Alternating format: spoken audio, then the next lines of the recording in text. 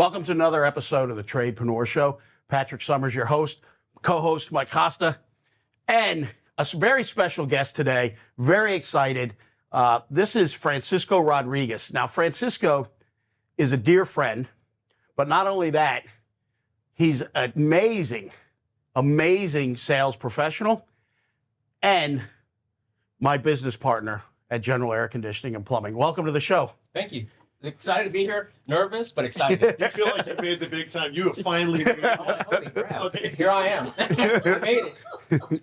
Forget about selling $5 million. All right. I'm on a podcast now. Okay. Good. Well- All right. Good mindset. Well, one of the reasons I'm really excited to have you here is you've got quite a story, right? You started in the trades how many years ago?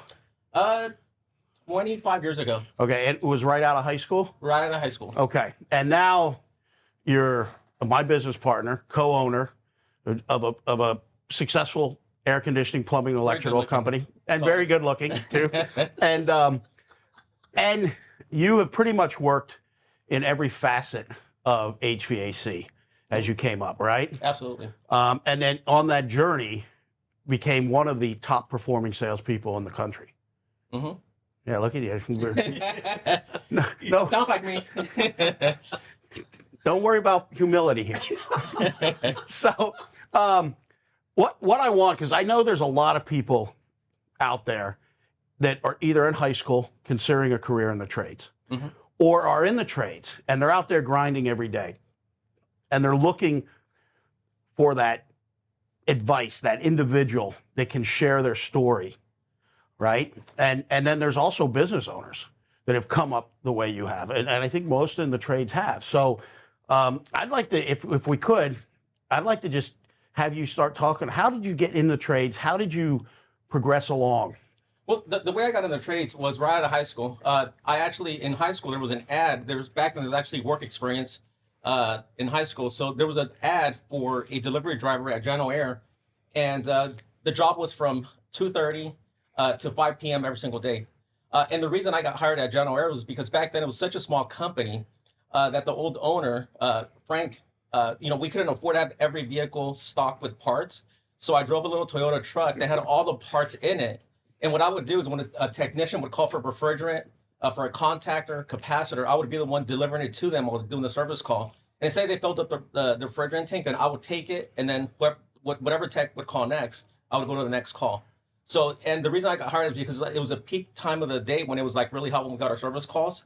So that's how I started. But right at, started at, back then, top dollar, $4.25 an hour. Look out. Look out. $4.25 an hour. And the most exciting thing was, I remember in the first week of my job, I got a 50-cent raise. And I was like super excited. Even wrote a thank you letter to the owner because, he gave me a 50-cent raise within my first week. And he said, I see something in you. That was it. But over the years, I got very excited with seeing what the technicians did in the field. The money they were making, and even back then, I was at $4.25. They were making, $10, $15 an hour. So I'm like, oh my God, like they're making 2-3 times as much as I am. How can I get there? So my journey starts with me in the warehouse and seeing what the technicians were doing, and then asking them if I could ride with them on the weekends at my expense. I don't want to get paid, and then I would buy them lunch and carry their tools just so I could learn what they were doing. Okay, Wow. Is there a mother, father, a grandfather, grandmother, an uncle, a brother, or a sister? Where did that work ethic come from? My dad. See, okay. As is in many cases with someone like you, but did your dad have that same drive, that same absolutely. go-getiveness? And I think, it comes from my dad. I remember, when I used to go out, and my dad would be like, okay, you got to be home by 10. And I would be home at 11. Oh boy. An hour late. Like his first thing was like, okay, next day, you're going to get up at 5 o'clock in the morning, and you're going to help me wash the car. Literally, like every time the whole freaking car from the top of the hood, like the paint started coming off because they didn't wait because we watched it so many times. But my work ethic comes from my dad, and Okay. and also believe my grandfather. Sure. Love it. So that obviously led you to be able to change positions and then become a technician. Yeah, absolutely. Okay, and then Frank, He knew you were doing that? in the beginning he didn't. No. No, he didn't. He didn't know that I would pay the technicians, buy them lunch. Not pay them, but buy them lunch and carry their tools. And he's like, what do you, because one day he called me on the weekend here on a Saturday. He's like, what are you doing here? He's like, you're not scheduled to work. I go, I know. I said, but I'm riding with the technicians. I just want to see what they're doing and learn what they're doing. So hopefully if it's something that interests me, one day I could do the same thing. So you're doing that, and why I would assume your friends or your peer group are out goofing off on a Saturday or maybe working other jobs and stuff. And your drive was such that you're like for free, and really not for free. You're paying because you're buying them lunch as well. Yeah. And I think it's educating myself. Okay. And to that educational point, how fast did you pick it up? I think very fast. I think that's what's amazing about the trades. That I think it's like the best kept secret when it comes to somebody being able to make a ton of money. Yep. Because it's something that you can learn very quickly if you apply yourself every single day.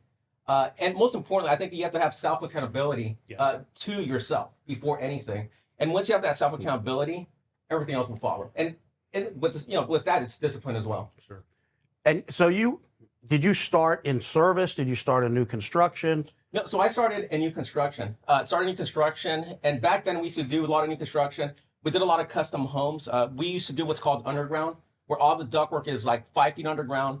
You're digging trenches, and like the most up thing would be if the person that was designing the job missed it by a couple of feet. And now the excavator can't go in there and dig, so we would be the ones digging the damn trenches. And then I remember Frank would be like, look, his whole thing was like every technician that works at General Air, even if they're not on the construction side, just to keep them humble, they would have to do at least one underground a year to keep them on the same page. Unbelievable. Man, and then I remember you telling me that you used to go out on the weekends and do jobs, run ductwork and stuff. Yeah, back then, it was with Tommy. I remember Tommy. I don't know if he's still alive or not. A lot of years ago. But Tommy was an old guy, had a bad attitude where he didn't give a crap, but in a good way. Learned a lot from him. And I remember like he would, I would be his helper on the jobs. And the way I started that Frank started noticing in my potential was on the weekends, I would, without anybody knowing, even Tommy didn't even know, on the tracks that we were doing, I had the plans for him. So I would go on my own and rough in the houses, and he would arrive on Monday, and he's like, who did the work? And I'm like, Tommy, I came in on Saturday. I wanted to help you out, man. So, oh my God, employee of the century in Francisco. So you eventually then moved into a service truck, right? Doing service and maintenance. Yeah. So from the new construction part of it, then I was fascinated with every aspect of the business, whether it was answering the phone. So then I would volunteer to come in to General on the weekends and actually be a dispatcher and answer the phone calls. And back then, dispatching was a lot of technology. We had a board with a bunch of cards that we were printing out, and we had them on the wall, and we would just, technician would be on this, slot A, slot B, slot C, and we would move the calls around. Now we have a computer, but back then it was with a little board. It's different, man. It's amazing, the evolution. Yeah. And so then you went into service and maintenance. Yeah, went from new construction. And in new construction, I think literally, I believe that's where I noticed, the sales potential of it. I remember the way I started my selling career was, I would do the new construction part of it, do the running the ductwork, line sets, everything. And then I would go back and do what's called the startup for the home when the unit's going to be started for right before the homeowners move in. And one day I was in a home, I still remember it was in PJ West, and the homeowner just happened to be there while I'm doing the startup. And the homeowner said, hey, do you guys have upgraded filters? We saw from Alger, last house had good filters. And I'm like, I don't know, let me call the owners. Let me call and make a phone call. So I call. And back then, they were called dust fighter filters. Sold them for $300 a piece. I would make 10%, so I'd make $30. And then what I ended up doing was I told the superintendent, I'm like, look, if you get me on site every time there's a homeowner here and I saw a filter, I'll buy you lunch from the roach coach, which is, Yeah. Of course. Yeah. I call it the roach coach. Everybody knows, because that's basically what it is. But I will buy you lunch every time I saw one. So that's how I started. And then my career in selling didn't actually, happen until years down the road. But that's where I started selling in the homes when we were doing the startup. Amazing stuff. Yeah, it's great stories. It is a great. It's the American story when you think about it. Well, and it's to me, it's like there are so many young men and women out there that there's this pressure to go to college, and college is fine, Yeah. right? But there's this guilt, like, what am I going to do? And then the trades, there's so much unknown about the trades. Like, you don't have somebody from the trades going into high schools like you used to. You don't have the shop class in high school where somebody can find out, hey, I enjoy this, I'm good at this. And he's a perfect example of how you get in, how you move up, and then how you apply yourself. But what stands out to me, and it's true of any successful person, and it's like we talked about when we were talking about football. Mm-hmm. It's the little things you do, the game of inches, the intentionality and the discipline to do the hard stuff, right? Come in on the weekends. Now, unfortunately, in the state of California today, like, they don't want anybody working. They don't want kids working. It's ridiculous, but that's where work ethic is formed, right? That's the good old days. The kid that had to wake up at 4 o'clock in the morning, milk the cows and everything else before going to school, right? Yeah, yeah. And man, I get excited hearing you. So, and I've heard some of these things before. You were milking the ultimate cow. How do you make a cow? So when I started here, I didn't know who Francisco was, right? I started as an entry-level technician. I came in, but I learned quickly was, man, if you get a truck, if when the company gives you a truck, you want to get one of the trucks that Francisco used to drive. If you get one of them, you'd get these trucks, they'd have like premium stereo systems in them, all this stuff, because he'd get a truck and he'd kind of dress it up a little bit. Sure. Then there was this truck driving around with these little, what size were they? 20-inch rims. 20-inch rims. I'm like, I call it the panty dropper. I was like, whose truck is that? Like, who? And they're, oh, that's Francisco's. I'm like, who's Francisco? I got to meet this guy. And so, and one of the also the amazing things is when he down the road was full-time sales, what we call comfort advisor. He would go out to calls with technicians, really experienced technicians, guys that didn't know his story, and they would try and tell him something, or they get stuck on a problem. And he'd say, oh, give me your screwdriver, give me your whatever. And he'd go in there and he'd look at the wire grip and he'd fix it for him. And they would be like, wait a minute, you're a sales guy. No, I'm a technician that came up, right? I've been in the trenches. Yeah. Literally in the trenches. Listen, on the other side of this break, we're going to be back with Francisco Rodriguez, my friend and business partner. And he's got a really amazing story about the drive-through at McDonald's.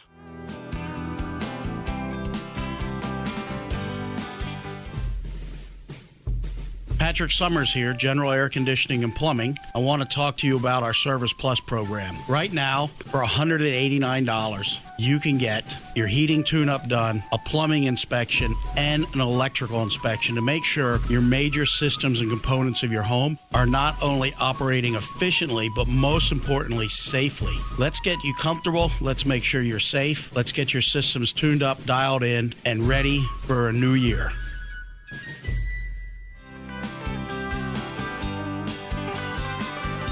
Welcome back to the Tradepreneur Show. Patrick Summers, your host, co-host Mike Costa, and business partner and friend Francisco Rodriguez. Now, as promised, there's a story here. And this is a story that he shared with me once, and it was a very profound story to me because I knew it was a moment in his life where his thinking shifted. Okay. All right. So, and it happened at the drive-thru in McDonald's, right? Yes. All right. So, back then, I was, had barely moved in with my wife, Claudia. And back then I was making, decent money. I got past the 425. I was probably making like $15 an hour. And I would rough in houses, so I would get paid commission. So on average, I was averaging back then about $800 a week, which is really good money. And I remember we weren't very wise with our money. And my wife and I were like, hey, what do we have for dinner? And she's like, oh, let's go to McDonald's. So we go to McDonald's. We both order a meal, and our cards wouldn't go through. Oh, boy. And the card declined, and I felt like shit. So we had I think it went through for like $4 or $5. So we both got a couple of cheeseburgers, whatever it was. And I remember telling my wife, never again will this happen to us. Oh, wow. I will never allow this to happen to us again. Now, was it just, you just said we weren't being very smart with our money. Was it because, and listen, And my first credit card, I maxed out so fast and dug myself all. There are millions of people. I'm sure there's a ton of people watching this, Patrick. Yeah. Who've gone, dude, been there, done that. So was it just, as you said, just not being smart with how you're not spending being your smart money? because, like, say I would get a check for $800. Yep. And I'm like, I would get it. We would always get paid on a Thursday. So by Friday, Saturday, we're going out all the time. Yep. Buying, eating out 3 times a day on the Sure, weekends. sure. Buying whatever we wanted. Right. And then by Monday, we're broke. Didn't have any money. No savings. Nothing. Wow. So nothing to fall back on. So I'm like this is bullshit. Like I got to change this. If we want to get anywhere in life, like we cannot move forward like this anymore. Think about how many people never have that epiphany. Yeah. I mean, how many people repeatedly go to the drive-thru and have that happen, right? And that's why when he tells me that story, it's so profound because there's so many young people out there, right? Sadly, there's grown adults as well, but there's young people when they finally start making money, our school system doesn't teach people how to manage money, Nope. doesn't tell people what to do, what's important. And so you get somebody and you start to get a little success. He's a micro example of what we see in professional sports, Oh God. Yeah. right? Great analogy. And but Francisco had that, like, I've got a wife. I'm not going to allow this to happen again. I will never be in this position again. And it's amazing when you can have that shift in thinking and you can anchor it in what you can do, right? I mean, and look at you now. How I don't know if you're still good looking, but how tough was it that next day or that next weekend to go, all right, honey, McDonald's is still fresh in my psyche. How tough was it to affect that change? Or was it easy? No, I think it was a little bit hard because we had to change our habits of what we were doing. Okay. And I think that's the most important thing when it comes to anything in life. It's like making that initial change. It's like anything, like working out. Like I'll tell you, like I remember, like one day Patrick came to me. He's like, man, like you look bad. Like brother, like you're not, like you're gonna die if you don't change what you're doing. And literally that conversation like completely changed my life too. Because I'm like, you know what? I got to get my ass into shape. I got to start working out. Got a private trainer. Started working out, and back then I was weighed one. I just got weighed yesterday from my results from last time. I was 191.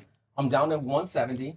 But it's just that mentality, and again, it's the self-discipline and the drive, and the why behind it. And the why behind it is it's my family, it's my wife, my son, my daughter. That's my why. Of course.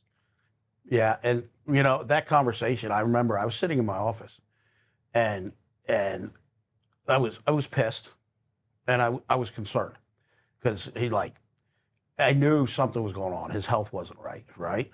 And so, me being me, I figured there's a couple of ways I can approach this.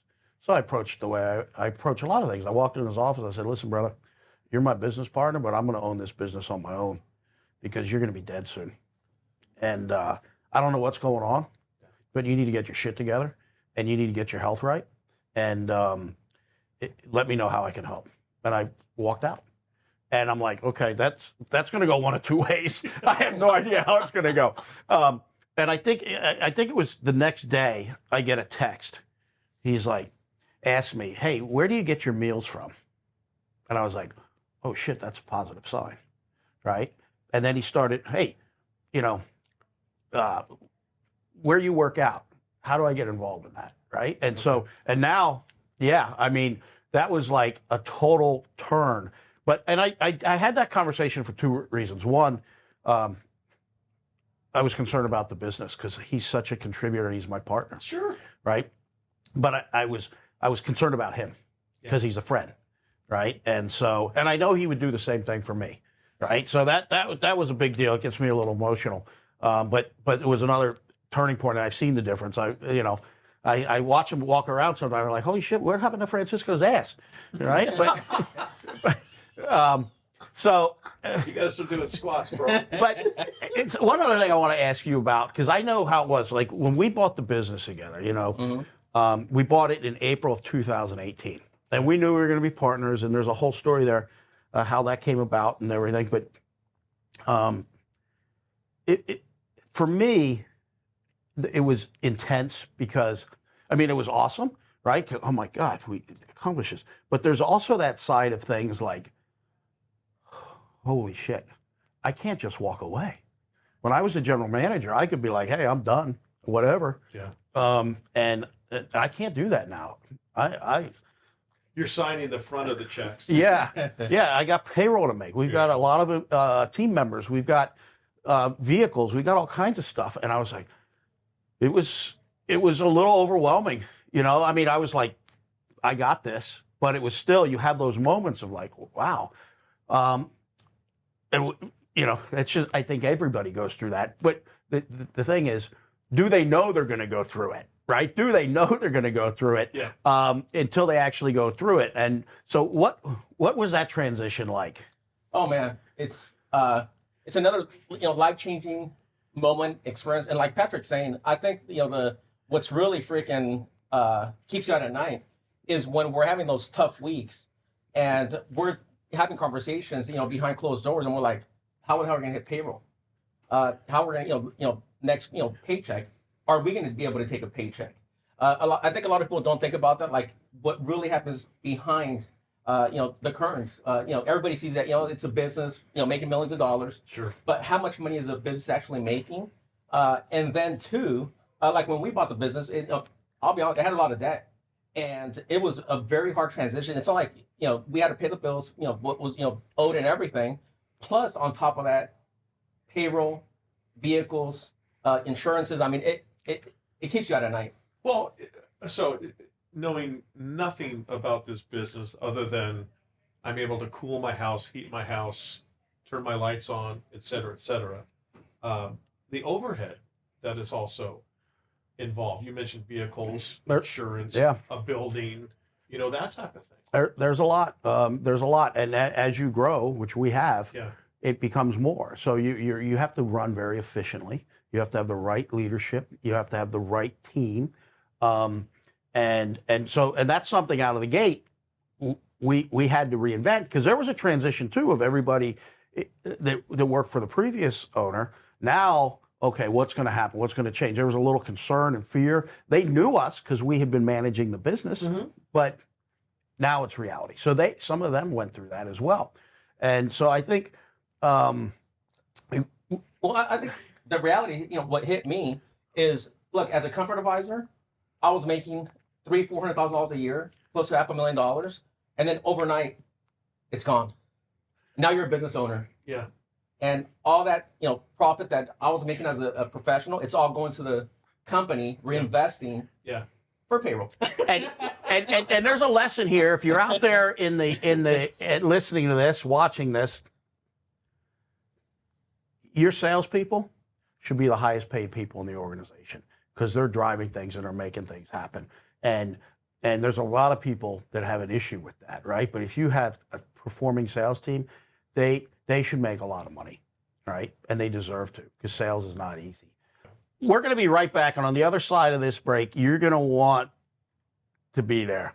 You're going to want to hear the story Francisco has to share, a story that changed his life, his family's life, could have had a major impact on the business, but actually is a great story in overcoming adversity.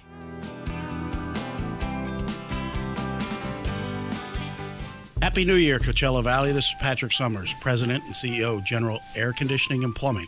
Listen, we all know that New Year's resolutions usually don't last, but with proper maintenance and service, your plumbing, electrical, and HVAC system will give you many years of trouble-free service. Give us a call, get it tuned up, get the inspections done. Let's make sure you're good to go all year long. Happy to take care of you. Happy New Year. Let's make this year, 2025, an amazing year.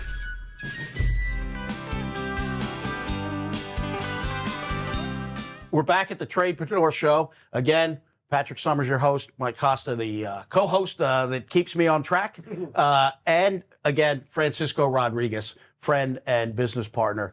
And I really want to share the story, and I appreciate you're willing to do this, because I know this is an amazing, impactful thing in one's life. and to me, it's inspiring when I see you, because of what you had to overcome, and I'm just going to leave it at that. Why don't you tell everybody your adversity, how you overcame it? Oh, so fuck! You're gonna make me get emotional. But so in 2017, October 2017, had an accident. Lost my hand. Where were you when it happened? In Alcatillo Wells. Okay. Was it? Off-roading accident. Okay. Gotcha. So it was an off-roading accident. Got airlifted to Palm Springs. Okay. From Palm Springs to San Diego.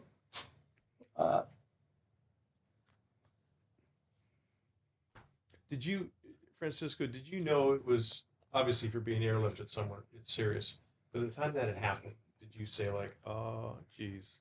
Well, this ain't good. the crazy thing is, like I didn't feel any pain when it initially happened. Your body goes into shock. Yeah, to it protect goes you. into shock. Yeah. When I realized was I went to go take my harness off, Okay. and when I went to go take the other one, I had no movement. Okay. So that's when I realized I was like, oh fuck, like, Okay. something's wrong. Had you severed your hand in the accident, or you had just badly injured it? Oh, because I had my gloves on, so I couldn't even see anything. Gotcha. So I still remember, got airlifted, and I was, halfway sedated, and I just heard the doctor saying like, it's not good. And the doctor was saying like, look, if I need to get him out of here because what's going to happen is the only thing I can do is amputate his hand. He's too young. I've never seen something like this. Like I got to get him to where a different trauma, So Sure. got airlifted to San Diego, and that's, unfortunately they tried to save it. But like the doctor said, look, Francisco, he was like, I've done a lot of amputations. He goes, I did the best thing that I could do for you. He goes, I probably could have saved your thumb. He's all, but you would have had, most likely in 60, 90 days, you would have to come back to get your amputated. He goes, I was not going to put you through that. He goes, I prayed over you and Wow. just minimize the loss. So Patrick, this is your Tradepreneur Show, but you're both. I see the love that you both have, obviously, for each other, not as only just teammates, but as friends. Where are you when this is all going down? I'm with my son.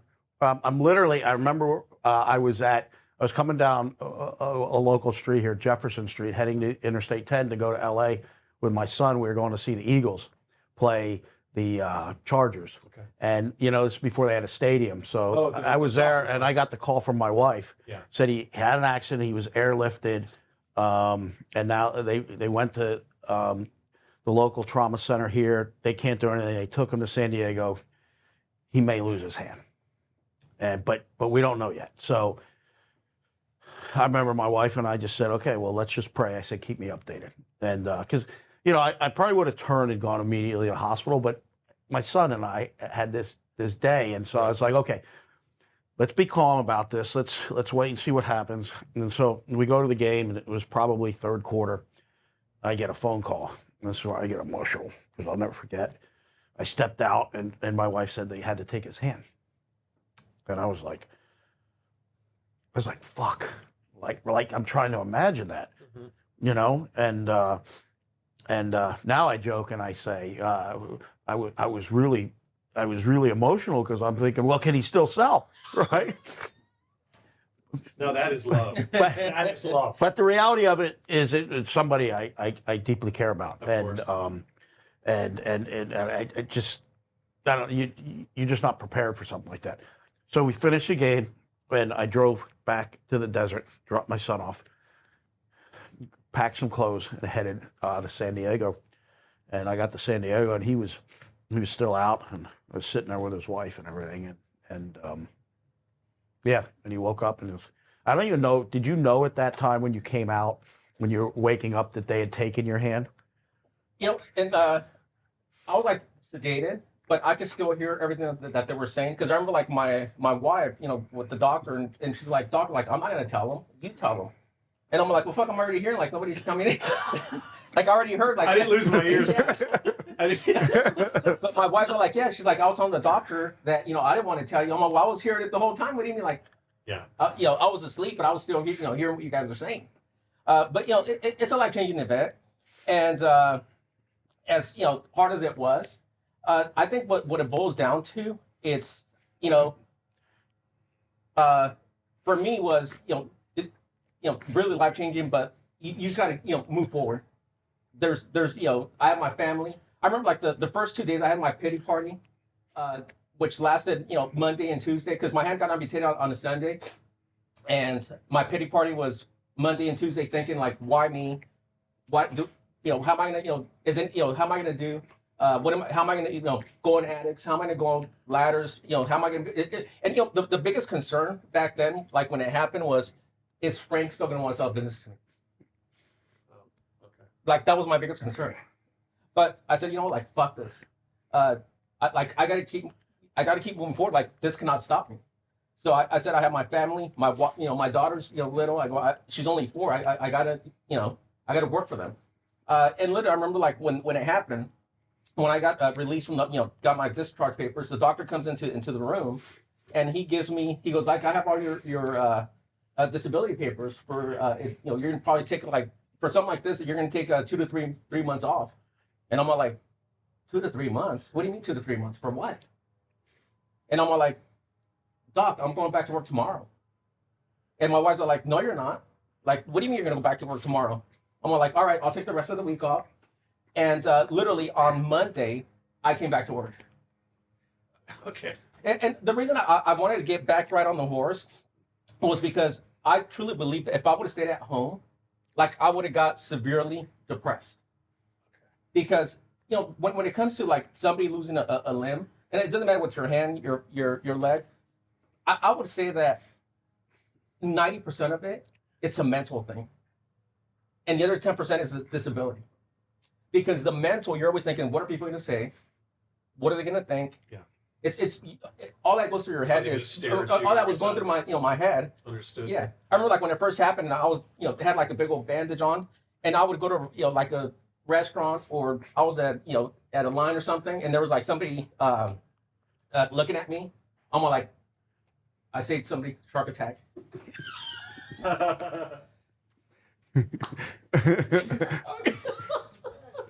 That is the greatest answer. Shark attack. Patrick, I mean, how? So, we know he's back home. He's going to take the week off, and you jokingly said, is he going to be able to sail again? But obviously, you're starting to think, okay, where do we pivot and make sure that he still is successful with us? Yeah, well, I knew he wouldn't be taking a lot of time off. Okay. I just know him, right? Like he knows I wouldn't either, right? It's just we have a lot of things like that in common, and but I also knew it was going to be a mind fuck, right?